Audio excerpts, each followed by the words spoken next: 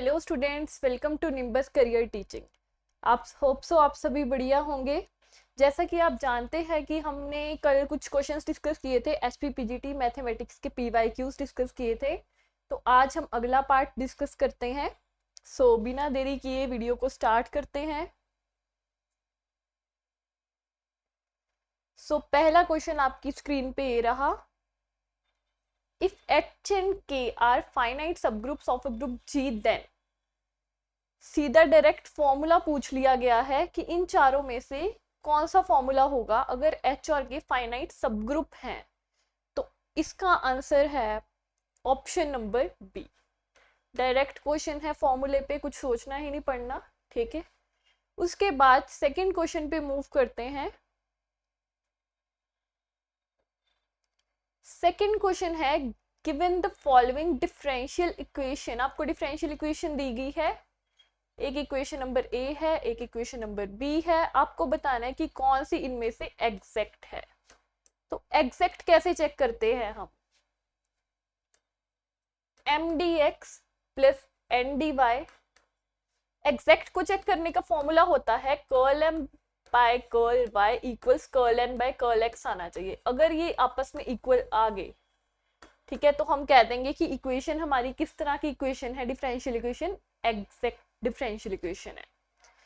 पहले curl M by curl y, A part में अगर हम curl M by curl y को निकालते हैं तो हमारे पास आता है 6x, और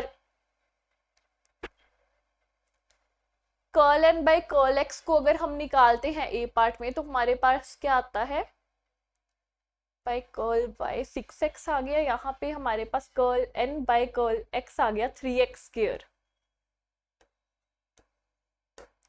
ठीक है। उसके बाद क्या ये इक्वल है आपस में, चेक करो। Actually curl M by curl Y यहाँ पे आपका आएगा 3x²। वेट, यहाँ पे कुछ गड़बड़ है। Curl M by curl Y आएगा 3x²। हमने y से करने ना डिफरेंशिएट, ठीक है। तो क्या बचेगी टर्म 3x²। तो 3x² जो है इक्वल्स 3x²। तो ए इक्वेशन कैसी आ गई, एग्जैक्ट आ गई। बी इक्वेशन को देखते हैं आप। ये m है, यहाँ पे ये n है। Curl m by curl y क्या आएगा, x आएगा। बी पार्ट में curl m by curl y क्या आएगा, हमारे पास x आएगा। और curl n by curl x क्या आएगा, 0। ये तो आपस में इक्वल हो ही नहीं सकते। सो बी इक्वेशन क्या, कैसी इक्वेशन है, एग्जैक्ट नहीं है। और ए वाली इक्वेशन हमारे पास कैसी है, एग्जैक्ट है। तो option number B is the right answer. A is exact and the equation B is not exact, ठीक है। सो हमारे पास ऑप्शन नंबर बी जो है हमारे पास राइट आंसर है। Moving to the next question. Given the following differential equations. दो equations दी गई हैं हमें, ठीक है। हमें बताना है द डिफरेंशियल इक्वेशन होमोजीनियस और नॉन होमोजीनियस। कभी भी राइट हैंड साइड पे 0 हो तो वो हमेशा इक्वेशन किस तरह की होती है, होमोजीनियस होती है।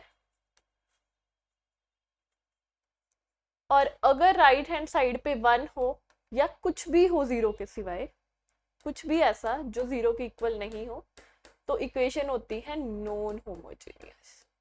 तो ऑप्शंस देखो कौन सी वाली कह रही है, ए होमोजीनियस है और बी नॉन होमोजीनियस है। I think option number A ऐसी है, बाकी सभी non homogeneous, A homogeneous, B is also homogeneous, correct, ठीक है।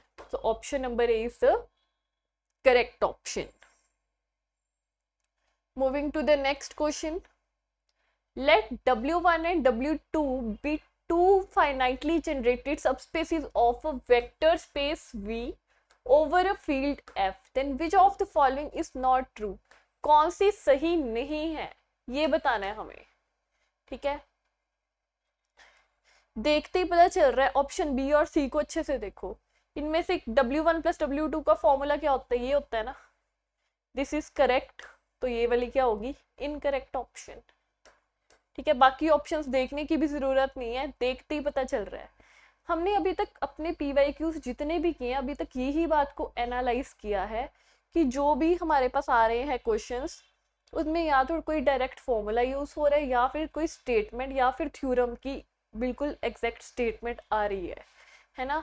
तो हमें उसी पे वर्क करना है, हमें बहुत ज़्यादा डेप्थ में जो हमारी पोस्ट ग्रेजुएशन और ग्रेजुएशन के टॉपिक्स हैं उन्हें नहीं स्टडी करना, क्योंकि मतलब कि वो वाला जो कंटेंट है वो हमारा नेट लेवल कंटेंट है, नेट के एग्जाम्स में आता है जिसमें हम अपनी मास्टर्स को डीपली स्टडी करते हैं। ठीक है, इसमें सिर्फ बेसिक आपके पास फॉर्मूलाज हो गए, हमारी थ्योरम्स होगी, वो सब आती हैं। नेक्स्ट है in a topological space X, topology से क्वेश्चन है, which of the following is not correct. Again not correct आ गया। Arbitrary union of open set is open, ये तो बिल्कुल सही बात है। Finite intersection of open sets is open, again correct. Finite union of open set is open, अगर arbitrary open है तो फाइनाइट भी तो ओपन ही होगी, ये भी सही है। Arbitrary intersection of open set is open, ये बात गलत है। क्यों गलत है, कोई मतलब कुछ काउंटर एग्जाम्पल बताओ। जैसे ये वाली ले लो, -1/n से 1/n जो है ये हमारे पास ओपन सेट होता है ना। -1/n से 1/n हमारे पास किस तरह का सेट होता है, ओपन सेट हो गया। आर्बिट्रेरी इंटरसेक्शन का मतलब हुआ ये, और इसकी इंटरसेक्शन आती है 0। क्या ये ओपन है, नहीं, ये क्या है, क्लोज्ड है ये, है ना। So arbitrary intersection of open set is open, यहाँ पे गलत हो गया, ये इसकी स्टैंडर्ड काउंटर एग्जांपल है।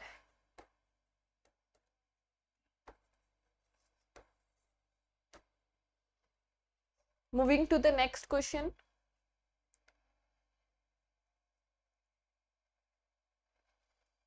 if density function of a random variable x is given by this, then expected value क्या होगी। expected value का फॉर्मूला इंटीग्रेशन -∞ से इन्फिनिटी x f(x) dx, ये होता है। यहाँ पे हमें लिमिट्स गिवन है x की, कहाँ से कहाँ तक, 0 से 2 तक। सो 0 से 2 x, f(x) की क्या वैल्यू है, x/2, 1/2 बाहर आ गया। x² की इंटीग्रेशन क्या हो जाएगी, x³/3, लिमिट्स फ्रॉम 0 से 2, 1/6, 8, 2 4s are 8, 2 3s are 6, 4/3, 4/3, ये डी ऑप्शन है 4/3। ठीक है, इसमें कोई कंफ्यूजन, जो ये क्वेश्चन है इसमें जो हमें चेक करना था, मतलब कि जो हमें पता होना चाहिए था, वो थी बस ये एक्सपेक्टेड वैल्यू का फॉर्मूला। ठीक है, moving to the next question, which of the following statements is not correct. इनमें से कौन सी स्टेटमेंट ऐसी है जो करेक्ट नहीं है। ध्यान से सभी स्टेटमेंट्स को रीड करो। Every subset of compact set is compact space is compact, इसमें कुछ गड़बड़ लग रही है पहली वाली में। क्यों, क्योंकि हर क्लोज्ड सेट जो होता है कॉम्पैक्ट स्पेस का वो कॉम्पैक्ट होता है, सारे नहीं होते, सिर्फ जो क्लोज्ड सबसेट होता है वो कॉम्पैक्ट होता है। अब जैसे कि कोई कॉम्पैक्ट स्पेस है 0 से 1, इसका सबसेट तो ये भी हो सकता है, ये तो कॉम्पैक्ट नहीं है ना। तो ये वाली ऑप्शन ही फॉल्स है, बाकी वाली एक बार हम ऑप्शन चेक कर लेते हैं। एवरी, क्योंकि नॉट करेक्ट पूछे ना हमें, every close subset of a compact space is compact, standard theorem है। Continuous image of compact set is compact, again standard theorem है। Continuous image of connected set is connected, again theorem है। ठीक है, तो ये सारा कुछ क्या है, ट्रू है ये तीनों चीजें, और नॉट करेक्ट कौन सी है, ऑप्शन नंबर ए। नेक्स्ट है late x be a non-linear space, then x belongs to x and a scalar alpha, इसकी वैल्यू क्या होगी? होमोजेनिटी प्रॉपर्टी जो होती है नॉर्म की वो डायरेक्टली पूछी गई है, बी ऑप्शन। ठीक है, बी ऑप्शन होती है करेक्ट। अल्फा का मॉड बाहर आ जाता है और एक्स का नॉर्म एज इट इज रहता है। ठीक है, डायरेक्ट प्रॉपर्टी पूछी गई है, इसमें तो कुछ करने वाला था ही नहीं। Next question, on the linear space LPN define the norm by x is equal to x1 x2 up to xn। ठीक है, LP स्पेस पे क्वेश्चन है ये। XP कैसा दिया हुआ है आपको? I1 से n xi p 1 upon p। Then LP2 is not a non-linear space if not a norm linear space बताना है। लीनियर स्पेस कब होती है ये? अगर तो ये इस p की वैल्यू 1 से इन्फिनिटी पे हो। ठीक है, तो not a non linear space किस में होगी? नॉन लीनियर स्पेस इस पे। ठीक है, जब इसकी वैल्यू इससे कम हो। आप p को ना हाफ लेके भी, p की वैल्यू हाफ लेके इसमें पुट करके देख लो, ये जो बेसिक कंडीशंस है ना नॉन लीनियर स्पेस की, उसे ही सेटिस्फाई नहीं करेगी। ठीक है, तो हमारे पास आंसर क्या आ जाएगा? p की वैल्यू 0 से 1 पे not a non linear space. अगला क्वेश्चन देखो, let a be open interval -1 से 1 तक and b be the closed interval -2 से 2 in the real line. Real line में हमें पता है, रियल्स में open interval means open set, close interval means close set in real line. Complex में नहीं होता ये ट्रू, बट रियल में ये ट्रू होता है। A is an open set and B is a closed set। Option number D, option number D is the correct answer. ठीक है, ये डायरेक्टली भी कर सकते हो, नहीं तो कोई एग्जांपल लेके उसको प्रूव करके भी देख सकते हो कि वो ओपन है या नहीं। Next, let x tau and x star tau star be topological spaces, then which of the following is not equivalent to A? A की इक्विवेलेंट कौन सी नहीं है? A तो कहता है कि x से x स्टार कॉन्टिन्यूअस है। कॉन्टिन्यूटी कहती है, जैसे कि B ऑप्शन है, if V is an open set in x star. अगर V कोई ओपन सेट है x स्टार में, x से x स्टार है, अगर V इसमें कोई ओपन सेट है हमारे पास, देन F इनवर्स V, तो जो F इनवर्स V जो यहाँ पे होगा हमारे पास, वो ओपन होगा X में। यस, ये हमारे पास प्रॉपर्टी होती है जो कब सेटिस्फाई करती है? जब X से X स्टार कैसा मैप हो? कॉन्टिन्यूअस मैप हो। बट हमें क्या बताना है कि नॉट इक्विवेलेंट, ये तो इक्विवेलेंट है। सिमिलरली जैसा ओपन सेट के केस में होता है वैसा ही क्लोज सेट के केस में भी होता है कि F इनवर्स V जो है वो क्लोज्ड होगा X में। ठीक है, तो फिर कौन सी ऑप्शन बची? ऑप्शन नंबर डी देख लेते हैं। If V is open in X, अगर V X में ओपन है मतलब इसमें ओपन है, क्या F ऑफ V ओपन है X स्टार में? ऐसी कोई प्रॉपर्टी हमने कभी नहीं पढ़ी। ठीक है, ये ट्रू है ही नहीं है। सिर्फ जो प्री इमेजेस होती हैं वो सेम वर्क करती हैं, not in the case of image की। अगर मान लो X से X स्टार है कि इसमें V अगर ओपन है या क्लोज है तो इसमें भी होगा, ऐसा हम नहीं कह सकते। ठीक है, ये प्रॉपर्टी क्या है? गलत प्रॉपर्टी है। तो moving to the next question,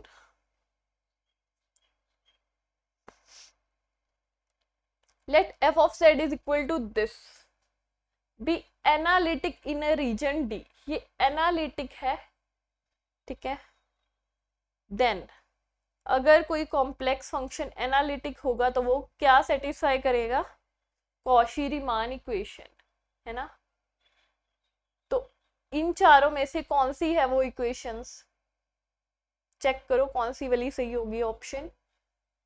equation इस तरह की दिखती है, वो u तो इसके इक्वल होता है, बट v वाले केस में negative of curl u by curl y होता है।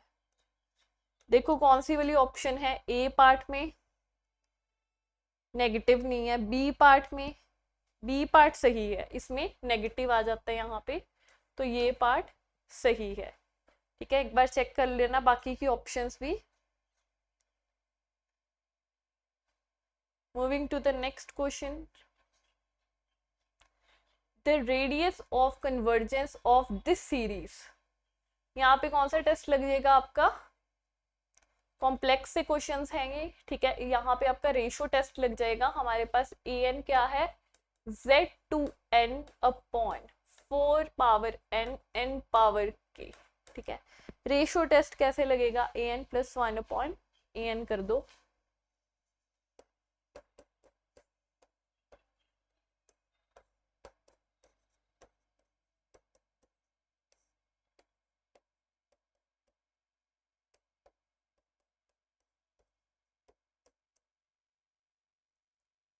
फोर एन एन के z2n।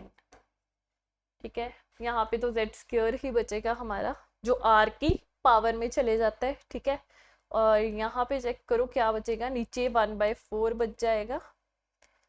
यहाँ से n पावर k है, यहाँ से अगर मैं वो कॉमन ले लूं तो ये बन जाएगा ये। ठीक है, लिमिट एन इंफिनिटी को अप्रोच करवा दो यहाँ पे ना, ये कट हो गया, ये एज इट इज ही।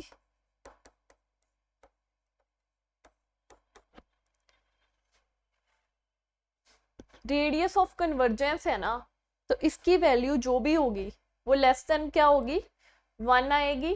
तो इट मीन्स ये कन्वर्ज तो कर रही है, पर किस पे कन्वर्ज कर रही है ये कैसे हम निकालेंगे, ये निकालने के लिए ये यहाँ पे हम 1/r लेते हैं ना, r की पावर क्या होगी, z2 है ना, यहाँ पे z2 भी बचा है ना ऊपर, r की पावर होगी 2। ठीक है, ये लेस देन किससे होगा, 4 से। और यहां से हमारे पास रेडियस की वैल्यू क्या आ जाएगी, ऑप्शन सी 2 आ जाएगी। ठीक है, यहाँ से r की वैल्यू क्या आ जाएगी हमारे पास, r की वैल्यू हमारे पास क्या आ जाएगी, यहाँ से 2 आ जाएगी। ये समझ आया, r स्क्वायर क्यों लिया, बिकॉज हमारे पास यहाँ पे z की पावर क्या था, 2 था। तो जितनी पावर होती है वही हम यहाँ पे मेंशन कर देते हैं। नेक्स्ट क्वेश्चन, नेक्स्ट क्वेश्चन आपका होमवर्क रख लेते हैं, लास्ट क्वेश्चन है ये। ठीक है, कल सबसे पहले आके इसी क्वेश्चन को हम डिस्कस करेंगे। होप सो आप सभी ये करके आओगे, एक बार देख कर आओगे इस क्वेश्चन को। क्वेश्चन क्या कह रहा है, for any n/n matrix A over a field F, 3 of the below statements are equivalent. Find the statement which is not equivalent. Equivalent नहीं वाली बतानी है। ठीक है, वेट ओके, अभी एक और क्वेश्चन है, ऐसे करो फिर ये वाला क्वेश्चन होमवर्क कर लेते हैं। हाँ, ये वाला क्वेश्चन को होमवर्क कर लो, वेट ये वाले क्वेश्चन को होमवर्क कर लो, वो वाला हम डिस्कस कर लेते हैं, जो पिछला क्वेश्चन था ये वाला। For any n/n matrix A over a field F, ठीक है, 3 of the below statements are equivalent. 3 statement आपस में इक्विवेलेंट है। Find the statement which is not equivalent. वो स्टेटमेंट बताओ जो आपस में, जो किसी के साथ इक्विवेलेंट नहीं है, मतलब ठीक है, किसी के साथ मैच नहीं कर रही है। अब जब मैंने सारी ऑप्शंस पढ़ी, इसको कट कर दो यहाँ से, ये प्रिंटिंग एरर है। ठीक है, अब जब मैंने सारी स्टेटमेंट्स को रीड किया, मैंने ये नोटिस किया कि A is singular, A is non singular, है ना। इट मीन्स एक टाइम पे तो एक ही ठीक होगी, तो B और C में से कोई आंसर होगा। ठीक है, अब रैंक ऑफ A n की इक्वल है, मतलब कि जितनी, मतलब कि सारी जो हमारे पास रोज है वो क्या है, लीनियरली इंडिपेंडेंट है। इट मीन्स A का जो डिटर्मिनेंट है वो नॉट इक्वल टू 0 है। It means A is non singular. तो ये A और C तो आपस में मैच करगी, है ना। डी ऑप्शन को देखते हैं, the solution space of the system of homogeneous linear equation Ax equal 0 is 0 space. ठीक है, 0 स्पेस है, मतलब एक ही ट्रिवियल सोल्यूशन आ रहा है। तो रैंक नलिटी थ्योरम सबने सुनी होगी। रैंक नलिटी थ्योरम को अगर हम देखें, डायमेंशन n है, नलिटी 0, तो रैंक ऑफ ए किसकी इक्वल आ गया, n के। ये किससे मैच कर गया आपका, ऑप्शन नंबर ए से। तो ए, डी और सी आपस में मैच कर रही हैं, वो इक्विवेलेंट है। तो आंसर क्या होगा, नॉट इक्विवेलेंट का जो हमारा फाइनल आंसर होगा वो होगा ए इज सिंगुलर।